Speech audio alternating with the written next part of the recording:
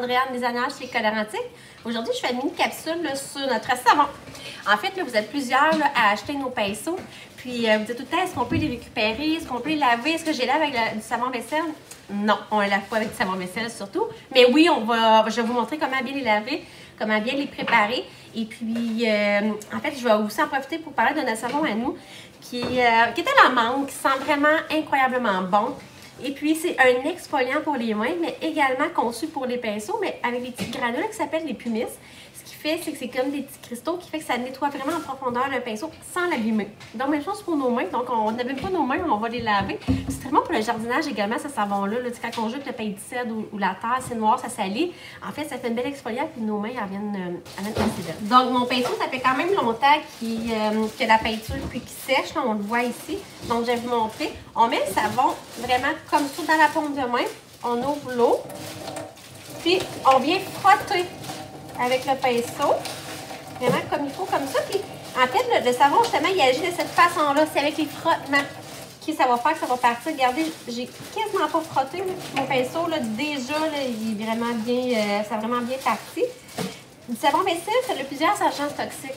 Donc, on ne le recommande pas parce que ça peut vraiment abîmer votre pinceau puis que sa durée de vie va être vraiment moins longue. Donc, vous voyez, là, c'est pas tellement. Puis la pinceau, ça faisait vraiment longtemps qu'elle était sèche sur mon pinceau. Donc, c'est vraiment le pumice, puis les frottements, puis les petits cristaux qui font que ça devient beau sur vos pinceaux. Puis, c'est surtout aussi très important sur celui de la cire. Celui de la cire, c'est quand même un corps gras. Donc, ce qui fait que le corps gras, c'est très dur à faire partir. Donc, avec du savon à vaisselle, ça peut vraiment l'abîmer. Donc, on suggère vraiment d'utiliser le bon savon qui est conçu pour ça. C'est le même principe. Donc, on en met. On le fera, puis j'ai vraiment pris la cire noire pour vous le montrer. Juste en frottant mon pinceau, là. Vous voyez, là, le noir faisait vraiment longtemps qu'il était déjà dessus. Puis ça part relativement bien. Je vais le rincer. Regardez, c'est vraiment pas long, là. Quelques temps, puis déjà, là, il est revenu très beau. Je vais vous donner également un conseil. En fait, là, idéalement, ce qu'il faudrait faire, c'est avant chaque projet de peinture, on devrait mouiller notre pinceau et le laver. Pourquoi?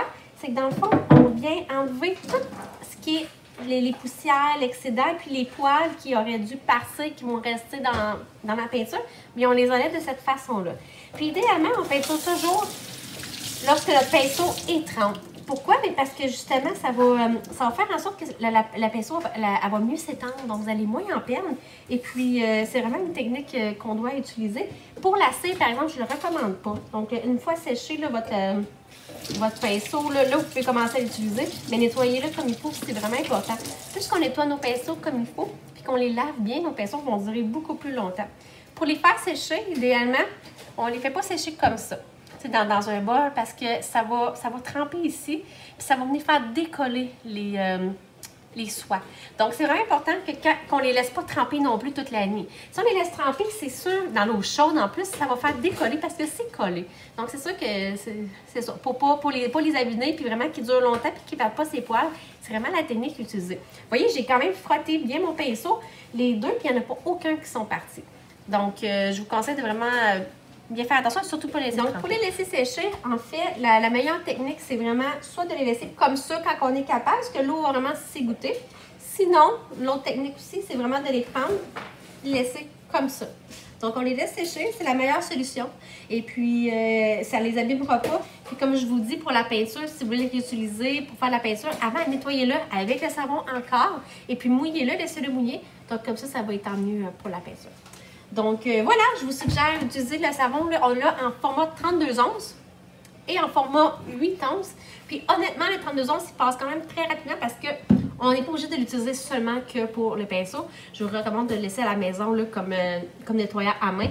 Et puis, c'est vraiment un antibactérien aussi. Donc, ça lave super bien les mains, ça les nettoie, puis ça les laisse super bien. Et en plus, il sent vraiment très bon. Donc, merci, passez une belle journée.